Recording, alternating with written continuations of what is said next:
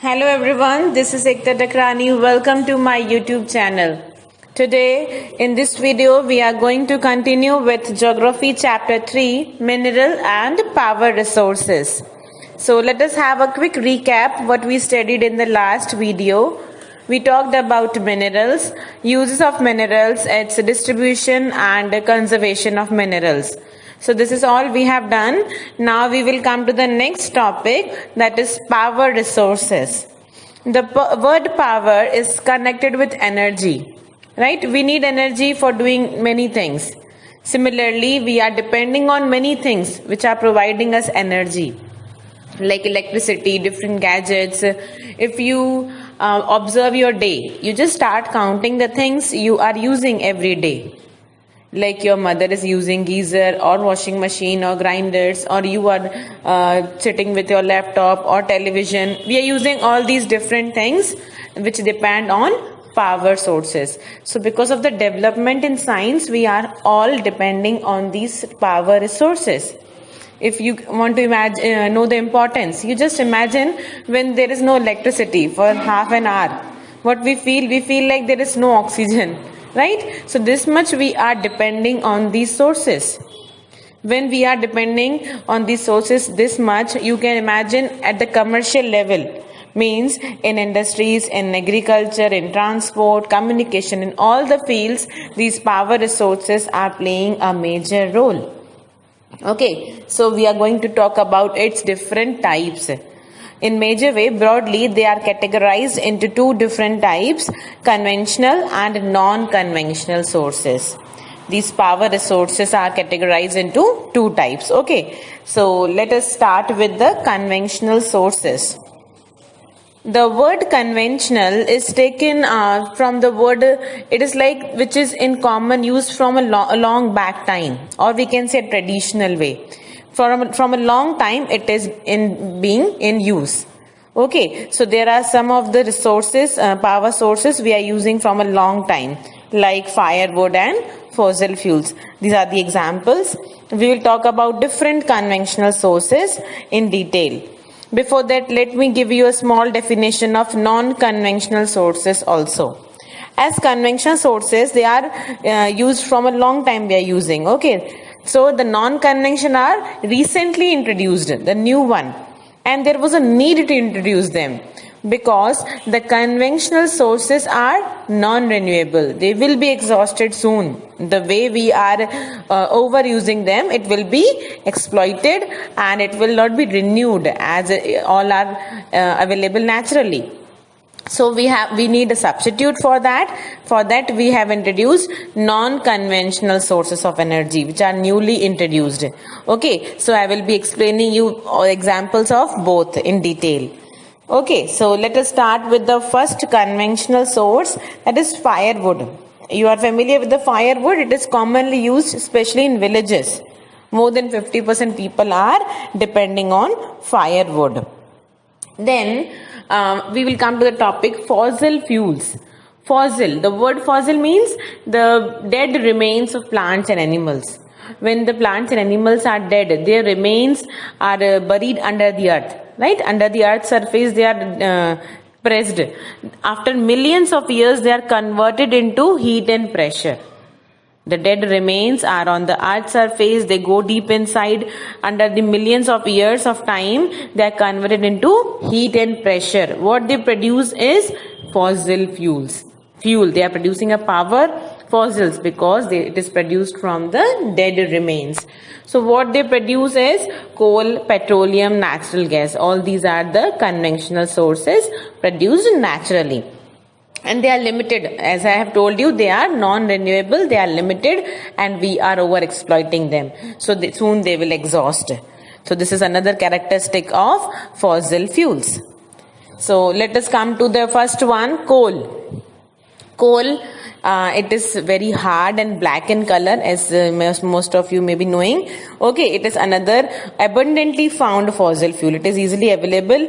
Okay, and it is used at a domestic level as well as in industries also. Even the industries, as they want to produce electricity, they are highly depending on coal. And when the electricity is produced using coal is known as thermal power. Please note down, thermal power is when the electricity is produced with the help of coal. Okay, so coal is also formed. It also takes millions of years when all the dead remains are buried inside the earth. Then we'll come, it is also known as buried sunshine. Okay, buried because it is buried inside the earth's surface, long time it takes and it gives us power. So it is also known as buried sunshine. And there are different countries are producing it, like China, USA, Germany, Russia. In our country, Raniganj, Jharia, Dhanbad and Bokaro are the major areas which are producing coal. Okay, so this was all about coal, how it is produced and how much time it takes. Okay, now we can come to the next one, that is petroleum.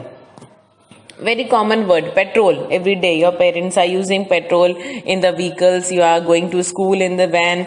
We are using petrol and diesel. So these petrol, diesel, wax, kerosene, all together they are known as petroleum.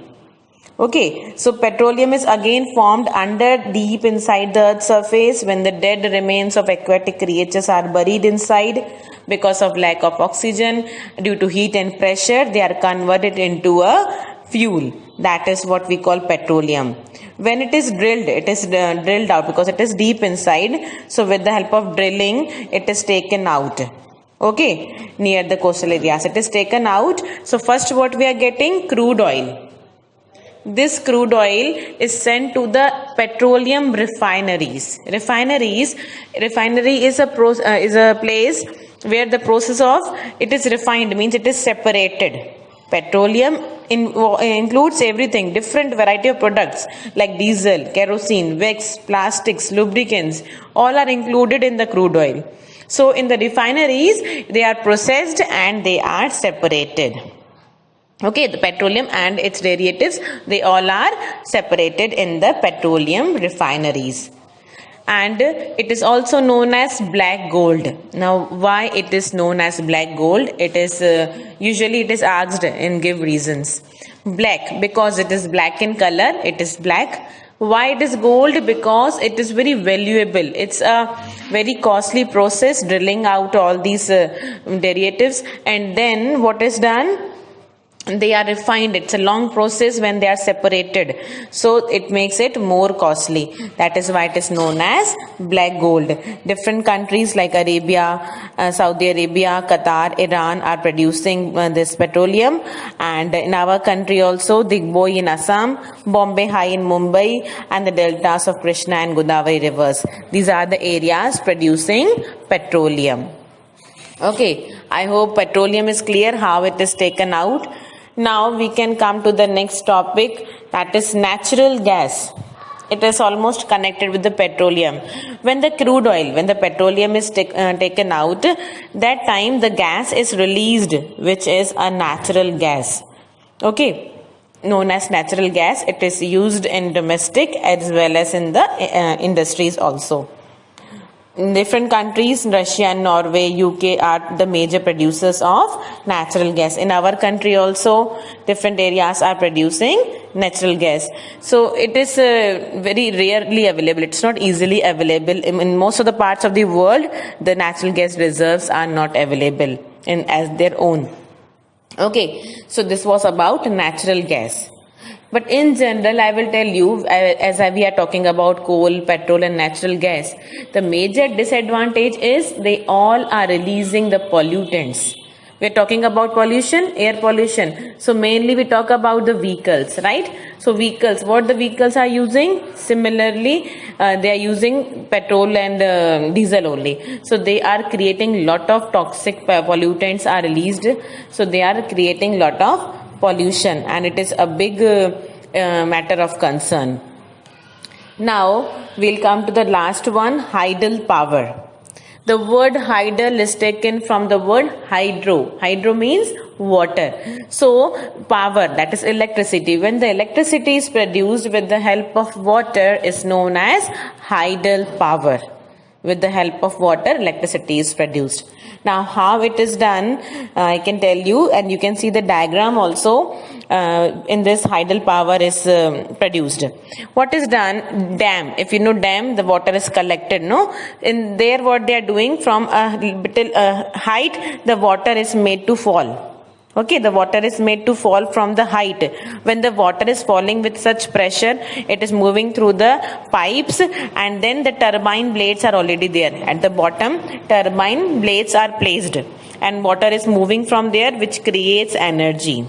Okay, it generates, the moving blades are generating electricity, and this electricity is known as hydroelectricity. It is very helpful, and the water which is released, it is reused for irrigation. So it is promoting irrigation also. This water can be used for irrigation also. It is highly used. Almost 1/4 of the world population electricity is depending on hydroelectricity. Okay, different countries like Norway, Brazil, Paraguay, China, these are producing the hydroelectricity in large number. In our country, different hydel power stations are there at Bhakra Nangal, Gandhi Sagar, Nagarjun Sagar and Damodar Valley projects. These are the major hydel power stations of our country. So this was all about conventional sources of energy. After studying about coal, petrol, firewood, hydel power, you can come to the conclusion that there are advantages and disadvantages as well. So let us have a quick short conclusion with the help of this flow chart. You can see I have mentioned all the advantages and disadvantages here. Like first we are talking about oil. Okay, oil, it is very easy to transport, easily it is transported, okay, and it is used in the petrochemical industries. Natural gas also is easy to transport. Very easily through pipeline we can transport natural gas, and it is cleaner than other coal as compared to coal. Coal is producing lot of pollution, so natural gas is cleaner than coal. But there are disadvantages too. Depletion of oxygen due to oil spillage. When the oil is released, there is a depletion, oxygen level goes down. Pollutants are released, so it causes acid rain. These coal and all, they are producing pollution also.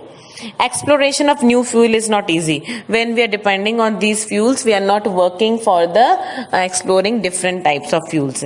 So these are the advantages and disadvantages. Firewood, easily accessible, easily available it is. Then we can come to the collection. It is time consuming. Collecting firewood is time consuming, as well as it leads to deforestation. Trees are cut to get the firewood. So these are the disadvantages. Coal, as I have told you, the first thing was abundantly available. It is available in big quantity.